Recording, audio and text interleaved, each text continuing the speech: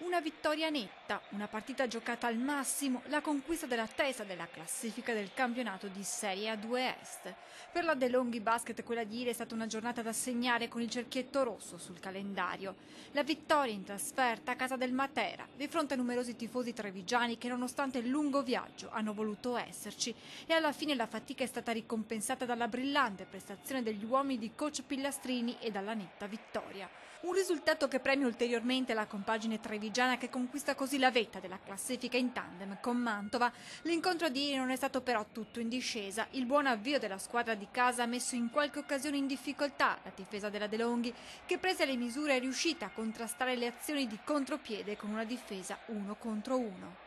Da quel momento la squadra di Pillastrini, nonostante l'ottima difesa del Matera, ha potuto costruire buone azioni che hanno portato a canestro Corbett, 30 punti conquistati solo da lui, e poi Fantinelli, Fabi e Powell.